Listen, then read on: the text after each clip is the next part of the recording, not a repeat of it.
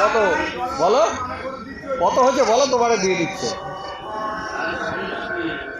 হ্যাঁ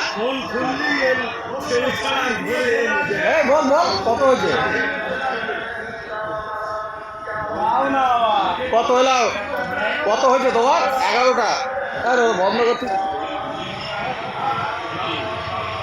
হ্যাঁ কত হয়েছে বলো, পয়সাটা নিয়ে নাও। 11টা 11টা বলো।